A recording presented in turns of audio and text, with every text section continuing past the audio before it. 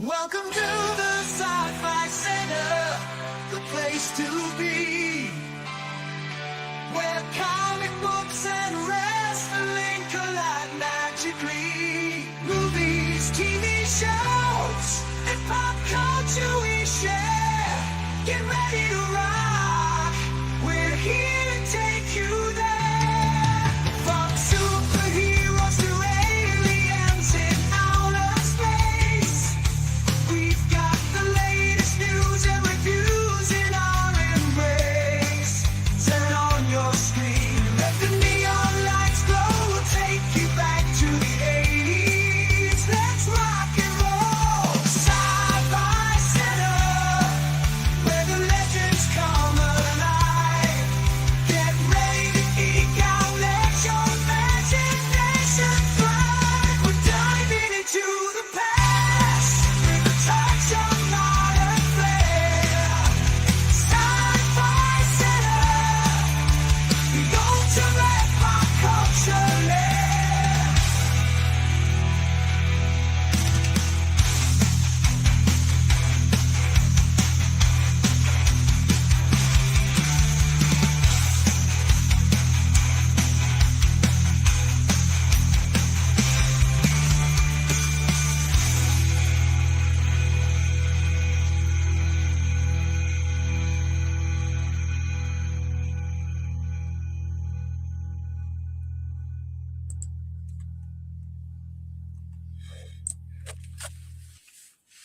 Hello and welcome to technically Tuesday. We're at midnight, but I hit the play button at Monday, so this is Monday's show. Welcome to an impromptu. I kind of told you guys last night I was going to be on there for just a little bit. This is not going to be a long show. This is just I did not want to go into the new week without commemorating the passing of Rob Reiner. As you guys know, I was out at Christmas parties all day yesterday, and I was getting the news to my cell phone, and I could not. I wasn't somewhere where I could adjust the show because last night we were doing, or this morning early, we were doing Welcome to Dairy season finale, so that took up everything, and I just did. There's two things I wanted to commemorate. Monday, December 15th, was the 30th anniversary of one of the most underrated movies ever made, one of the best movies ever made, and one of my favorite Michael Mann movies, Heat. And then obviously the passing of Rob Reiner, who every now and then you'll know when we do RIP things on this show, you'll see that there are figures that transcend their generation and their genre. If Rob Reiner even had a genre, Rob Reiner was all over the place. He did comedies, he did drama, he did sitcoms. If you look at the list of movies that Rob Reiner did, we're talking about a guy who did movies like Princess Bride, but also did films like Heat. That's Michael Mann. But Few Good Men.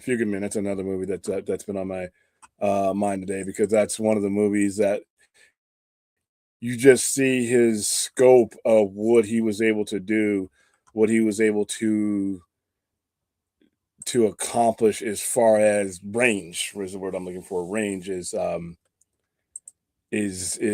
just, hold on, let me pull him up here because I got the wrong thing up.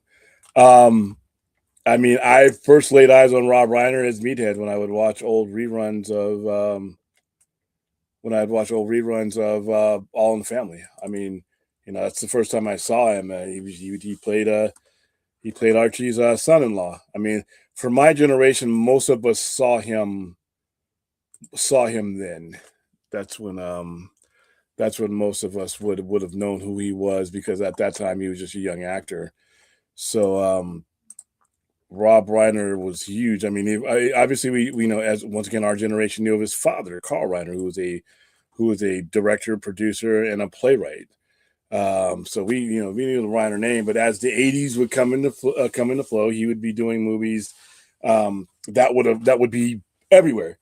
I mean, you could be a science fiction fantasy geek and you knew who he was. You could be a rom-com person, you knew who he was. His range of his range of films. I'm gonna bring up the list of his films that just how big this guy was and how broad um, this person was as far as not just movies, he TV shows as well. He had his hand in everything. But yeah, him and his wife gone at age 78 and 68. Unfortunately, appears to be by the hand of their own son, who had some issues and had a long history of drug addiction and a lot of issues. And apparently there was a disagreement. There was a fight at a Christmas party, and it led to this. All right, so 1986, Stand By Me. 87, Princess Bride. 89, When Harry Met Sally. 90, Misery. That film won Kathy Bates an Academy Award. A Few Good Men, which he was nominated for Best Director, I believe. An American President, and Ghosts of Mississippi. So you look at the range of his films.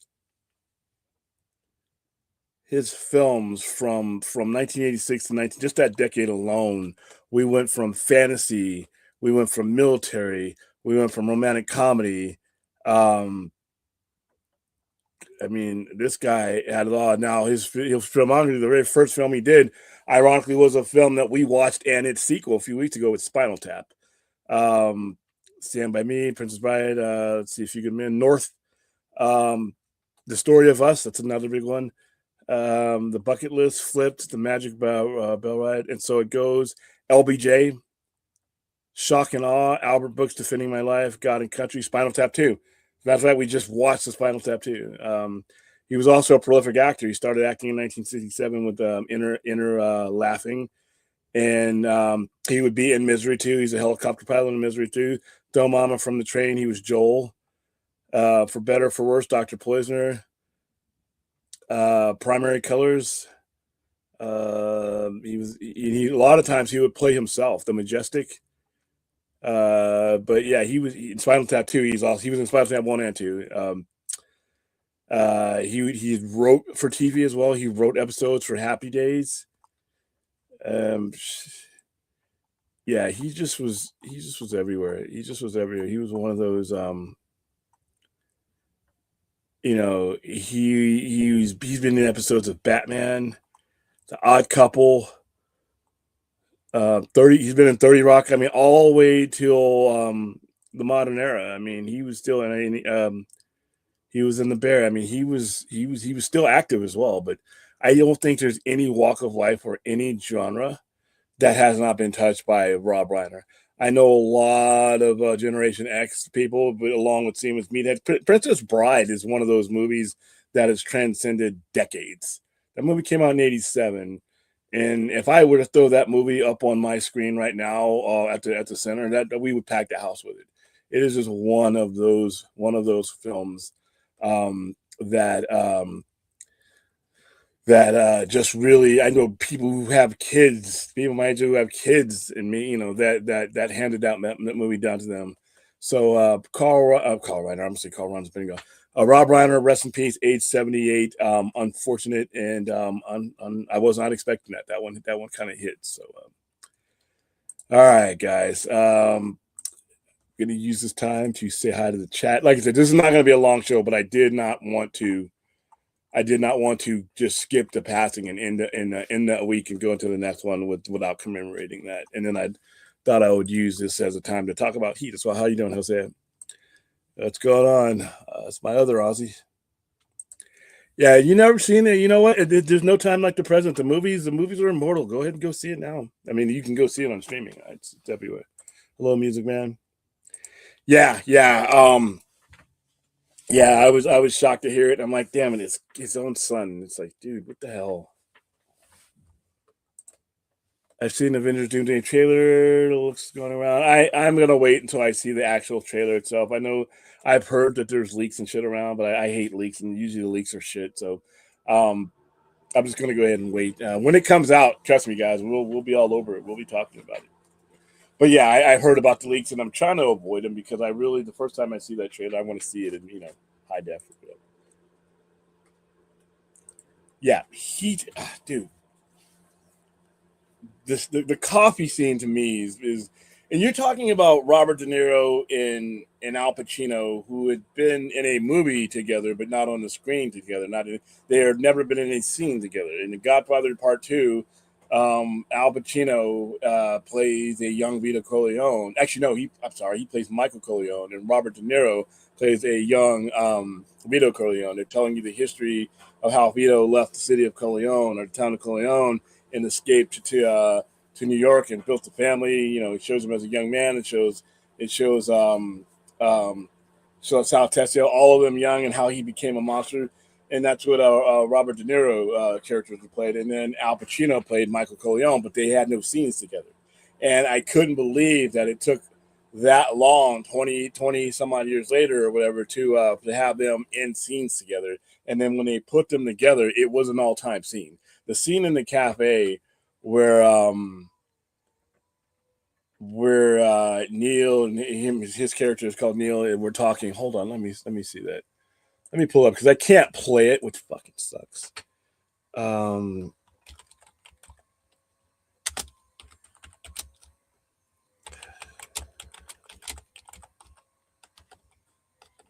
See if I can read it. I can read it without getting shot down.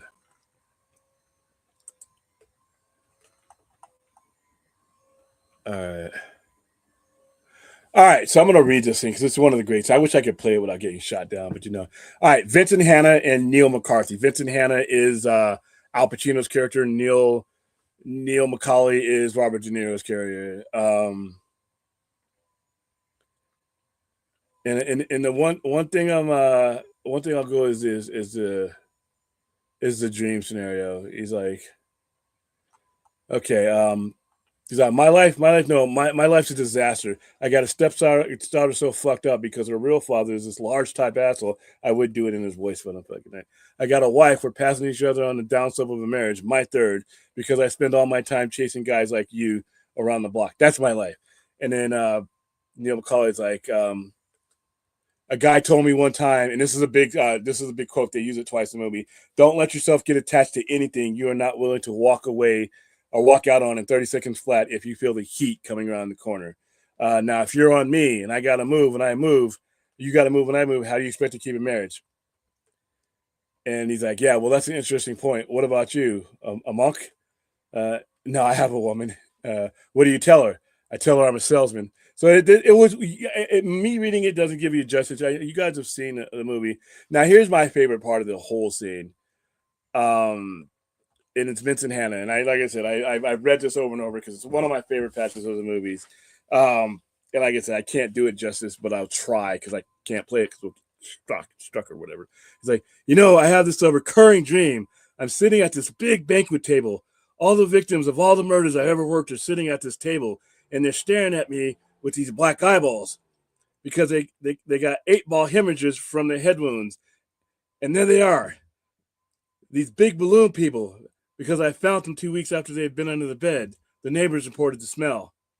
And then they are, all of them, just sitting there. And then Neil's like, what do they say? He's like, nothing. And Neil's like, no talk?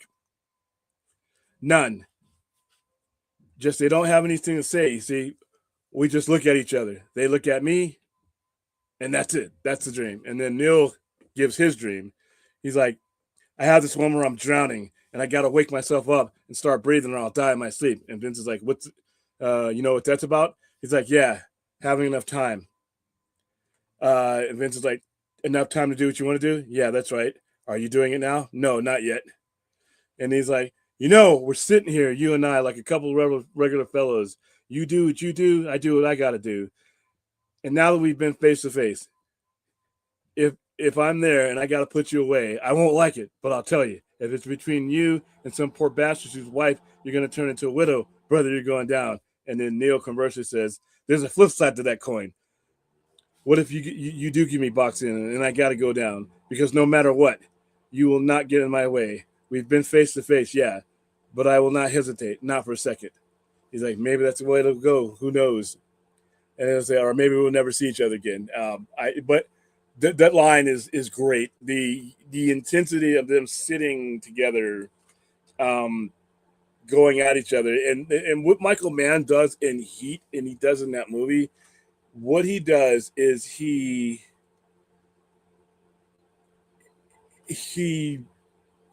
makes it so that you obviously Neil McCauley's an asshole. He's a bad guy. He kills people. He kills people in the in the commission of robberies, but he humanizes them. He uses all the things that Michael Mann does to humanize people. He's not just a robber. He's a robber. He's trying to get out of this. He doesn't want to do this anymore. He wants something more out of life than what he's got. He's got one last score, one last big score, and once he gets that, he's gonna go to South America with his woman, Andy McDowell, I think it is, and he's gonna do that's it. That's it. It's over with. And you don't feel sorry for him because he doesn't even feel sorry for himself. He chose that life, but at the same time, you can understand that. And it's a lot of times with these stories is they get better when the people in them have decide that they don't like the lives that they're living and they want something else, and then that becomes their play. Al Pacino's character is a disaster, and he just like in the lines I read you, he's a disaster. He wants something better, but he doesn't know how to get it. All he knows how to do is what he is to chase cops, or not cops, to chase bank robbers and murderers. That's what he is. He's one of those traditional cops from that era that was so consumed by the job that nothing else mattered, not wives, not kids. That's why he's on his third wife. There is no Hannah without the chase. There is no Al Pacino's character without the chase. He lives for the chase. So they are both living ruined lives, and here they are converging on this point where the immovable object has to go against irresistible force. Can't talk today because it's Monday or Tuesday. There's a nice scene at the end where he's trying to escape, get to LAX airport, and they get into a shootout. And spoiler alert, it's been 30 years. Spoiler the 30th birthday. Where Al Pacino, Detective Hannah, shoots and kills Neil McCauley. And as he's bleeding out, as he's dying, he goes up to him. He reaches for his hand. They grab each other, and he holds his hand as he dies. He didn't. Going back to the conversation that they had at the cafe, he didn't hate him. They didn't hate each other. They understood with each other. They explained to each other what they were doing, what they were in it for, and it wasn't personal. It wasn't personal. And that sign of respect between both of them at the end, as Neil goes, was kind of it's consistent. It was a cool point in the movie, but Heat is one of the most underrated movies I think has ever been made. To be quite honest with you, so yeah, there we go. Just wanted to slip in a quick word about Heat because I really think it's. I love this movie. I love Michael Mann's work. It can go all the way back to Live and Die. I think was it Live and Die? I think that might have been a minute, but it was Manhunter was the first actual movie I saw from him. Manhunter, and Manhunter is the first time you see Hannibal Lecter on screen. He's played by Brian Cox of Succession. He plays a creepy version, and the role would be revolutionized and put on the map by Anthony Hopkins in Silence of the Lambs. But the book. Red Dragon had been released in the 80s, and Manhunter was based on that. And Hannibal Lecter is in. Now they would make a new movie. They would remake Manhunter with Red Dragon with Anthony Hopkins in it, and that would be capitalizing on the success that Anthony Hopkins had with Hannibal Lecter. But the one in 1986, it's a showcase of what Michael Mann does. It's driven by music. It's driven by colors. It's driven by quotes. It's driven by just eeriness. It's one of the best serial killers ever made. But yeah, everything Michael Mann does, and now he's doing a Heat 2, which is a prequel type of situation. I'm not a big prequel guy, but I trust Michael Mann with Heat. So, all right, that's all I got as far as like what I'm gonna talk about. We've been on the air for about 20 minutes. I'm probably gonna give it 10 more minutes just to talk to you guys, and then I'm gonna act like a normal Monday and get the hell out of here. Let's see. Yeah. It was a shock to everybody. Yes, him and his wife. Him and his wife, which is, by the way, the mother. It was their son. That was her son too. It's just, yeah, the ankle scene in Misery makes everyone scream. I think that scene won her the Academy Award. By the way, a lot of it. So just got to be yourself. I haven't seen Misery. Misery is great. Um, Another Stephen King adaptation. Yep. My grandparents love the Prisons by Two. I've never seen it. His and his wife just are strange, but yeah, well, it was murder. It was a homicide, unfortunately. Yeah. Rest in power, Meathead. That's where I first saw him as Meathead, and that show, because he was the progressive liberal son-in-law, and Archie was a red, conservative racist. That's what Carol O'Connor was playing, and it was funny because Norman, I think it was Norman Lear. They used that show to have discussions that we weren't having at the time. They were using that show, and the Jeffersons later on would use that show to have racial discussions that you just weren't having in real. Even though it was the 70s and we weren't living in Jim Crow and it wasn't as bad as it was in the 40s and 50s, to this day, to be honest with you, we run from those conversations. We run from differences, and that it just makes them worse. Archie Bunker's Place did not run from that. They were not shy. I'm surprised that show got made. I'm surprised that show lasted as long as it was. And Carol O'Connor, I mean, he got called all kinds of names, but people, really, it's a role. It wasn't Carol O'Connor wasn't Archie Bunker, but you had to have the importance of having Archie Bunker there is to show the thought process and the frame of mind of the other side. Not necessarily so that you can be empathetic to his point of view, but so that you could articulate and understand his point of view. And Meathead was the guy who would bounce off the common sense off of him. And at the end of the show, you had a conversation on TV that just the average Joe was afraid to have with each other. So that was a very important TV show. Yes, his son is behind bars. His son is behind bars. He will be charged with double homicide. Yes, indeed. Paul McCartney is very much alive. Don't wish that ill will on him. Come on now. It's not going to do shit like that. Hello, Duckman.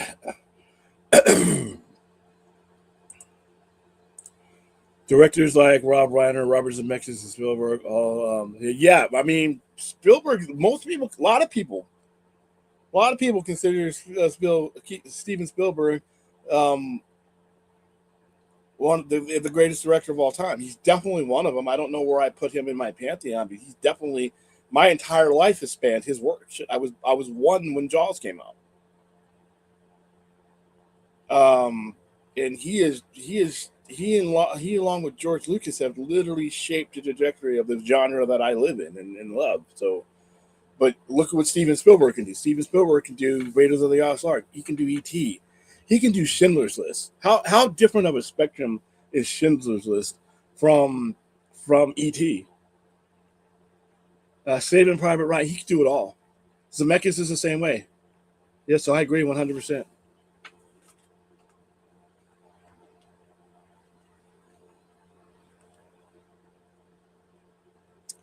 Was he in Wolf of Wall Street?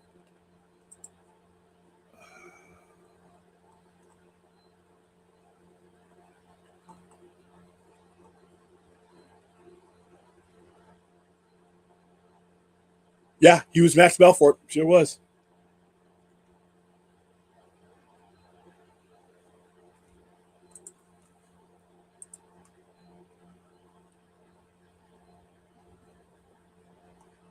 Let's see. I think they may have gotten a confession, but I'm not 100% sure. I really haven't delved on that aspect of his passing yet because I really just didn't want to. I'd rather just celebrate his life and his career, you know.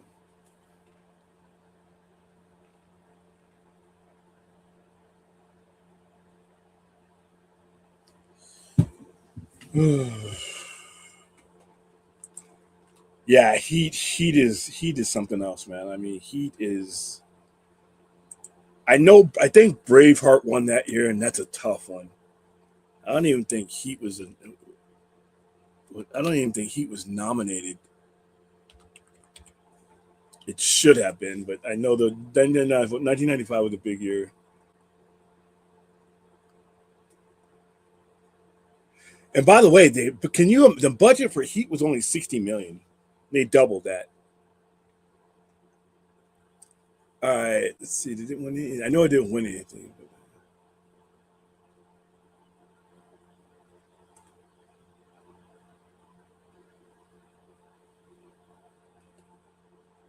Okay, and it's based on some true stories. Let's see. Yeah, it didn't even get nominated. I don't know if accolades. Canceled TV series, pre-production, casting, filming, and the amount of stars that are in the Heat. Um, you have Ashley Judd, you have Al Pacino, you have Robert De Niro, you have John Voight. Everyone was in this fucking movie. This is like the Odyssey has everyone. This movie had everyone in it. Al Pacino, Robert De Niro, Val Kilmer, John Voight, Tom Sizemore, Amy Brenneman. That was his girlfriend. Ashley Judd, Ted Levine, Dennis Haysbert, Mr. Voice, Allstate Voice. Natalie Portman was in this movie. Tom Noonan was in this movie. Hank Azaria is in this movie. Henry Rollins is in this movie. Tone Loc, Funky Cole Medina, remember him? Jeremy Piven, Xander Berkeley. This movie had a lot of people in it. And it had a lot of people. So this was released in 1995, so like 1996 Academy Awards. I think Braveheart won everything.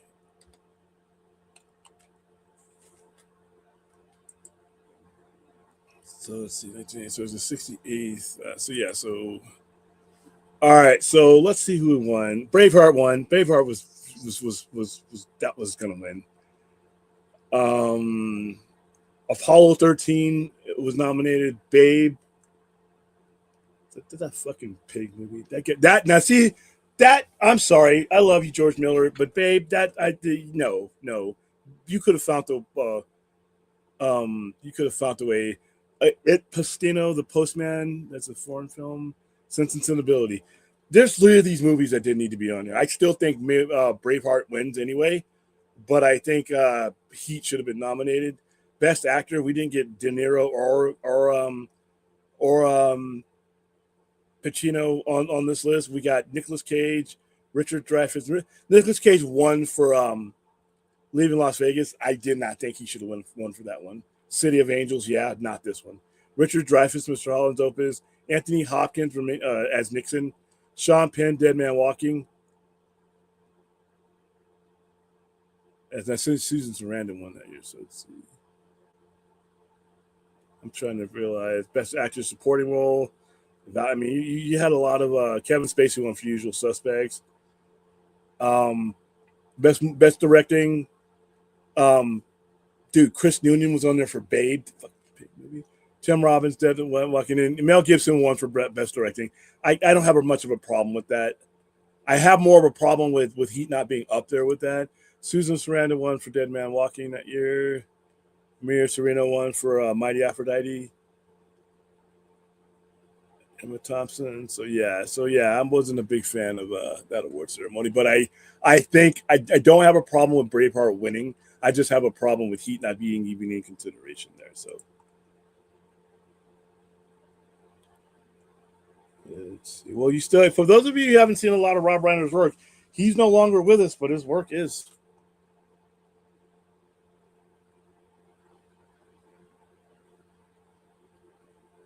Give William the Oscar. Yeah. I'm talking to him empty. Oh yeah.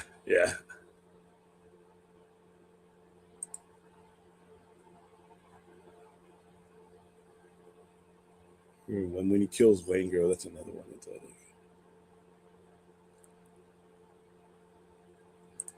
Nowadays, you just wouldn't see subtle scenes like the Macaulay's home life falling apart or his daughter's attempts to take it. Yeah. Remember Natalie Portman tried to kill herself in that movie. Yeah, the movie's great.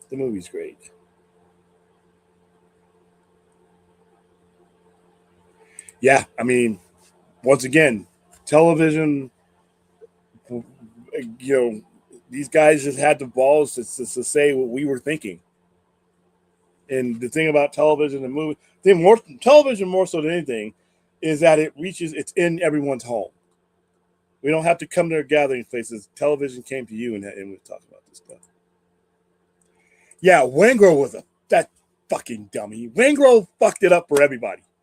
Waingro, dude, if he doesn't kill those cops and mess up everything, and then who knows if Theo gets away. However, he just couldn't let Waingro go. He had to go get Waingro. I mean, he could have gotten to the airport and gotten away, I believe. But if it hadn't been for he just had to kill Waingro, then sorry, spoiler alert. Then I think he would have escaped. Yeah. And then he started talking. He had to die. I do not know how Peter Green has. I have not been updated about Peter Green, how he passed away. He died. There's another one. This has been a rough 7 days, guys.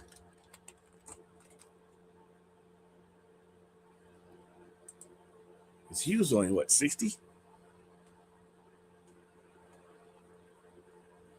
Yes, he just turned. Dude, he just turned 60 in October.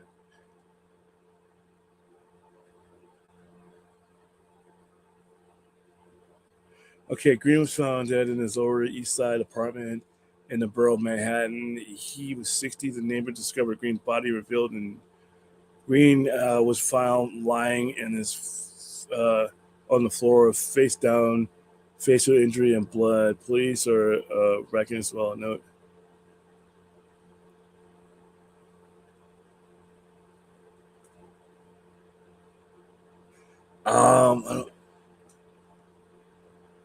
Lying on the floor. So I don't know if this is suicide or did he collapse. They are giving. Oh wow! Thank you, YouTube, for letting everyone know that I'm live. I've been on air for quite a while. Thanks. Thank you. Let's see if there's any further cause of death. Yeah, he was. It's been a rough week to stay alive, isn't it? So I always tell you guys, man.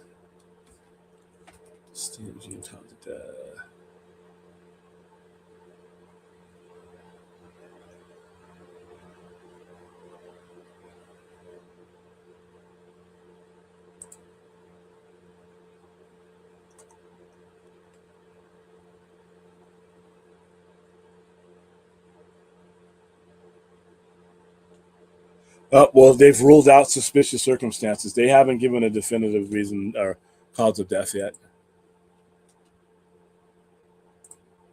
I really liked all of it. Yeah, so did I. And like I said, I was a kid when this show went off the air. Sammy Davis is another thing because Sammy Davis, there's a lot of racist things that happened to him during his life. Frank Sinatra would stand up for him. I tell you guys that story, which is like, I'll always have whatever anybody wants to say about the chairman of the board when he used his clout and when they didn't want Sammy Davis to stay in the hotels, he's like, well, then I don't perform here. And then Sammy Davis stayed in the hotel. Yeah, Sammy Davis was a star back then, and he would be on his own. And then Jefferson would they'd bring George Jefferson in, before they moved on up to show you the other point of view. It was a discussion. The show was like amazing, and we're talking about a show that's been off the air for like 40 some odd 50 whatever years, and it still holds up. Look at the society we're living in right now. That conversation that they were having in All in the Family holds up to this very day, in my opinion.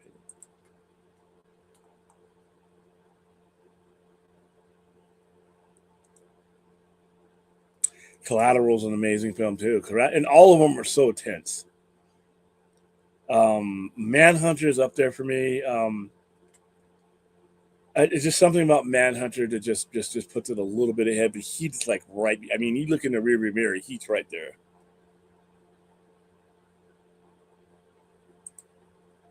I don't know what's going on with the Doomsday. I just heard it in background that it might be out and all that, but it'll be out for us with this week soon enough, so I'm good. I'm willing to wait. Yeah, Henry Rollins is an underrated actor. He's actually a pretty good actor.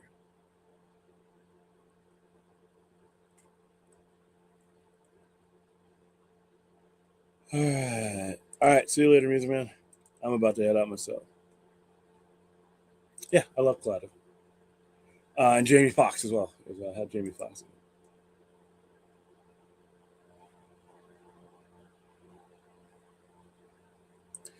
Yeah, she's Wayne. Like you said, they made him unlikable for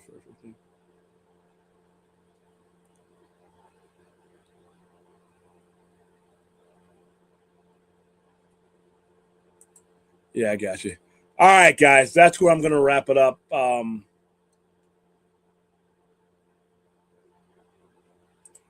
I think it's underrated because I was around in 1995 and it just didn't seem like that movie got the attention it deserved. I thought it should have made at least another 50, 60 million personally, especially with all those stars in it. And I don't think the Academy, but then again, fuck them, gave it you saw the movies I just read off that hadn't, in my opinion, should not have been on there instead of Heat. So that's how I feel it. Answer one more. Oh, William, I've seen the last episode of It. Welcome to Derry. It looks like I'll give it a watch. That's just if he's under. I like that. Welcome to Derry had one of the better season one endings I've ever seen from a show. Period. And it was an emotional ending. It led you along and it paid you off. You did not feel like some of these streaming shows when you got to that last episode of season whatever that you just were left wanting. You did not leave wanting, in my opinion, watching Heat. So. All right, guys. I don't know if I'll be on the air tomorrow. It's going to be a wild Christmas week. This is the last full week with a weekend before Christmas, which will be not this coming Thursday, but the next Thursday. So I'm going to pop up when I can. And when I can't, I'll do the best to see you on our guaranteed shows, which will usually be on Saturdays, something like that. I know I'm going to be streaming Thursday as well. So keep an eye, like, subscribe, hit the alert bell so that you can know when I'm around. Spread the word about the show if you think there's another geek that might be into the same things you are, and bring them into the conversation. Have a nice morning.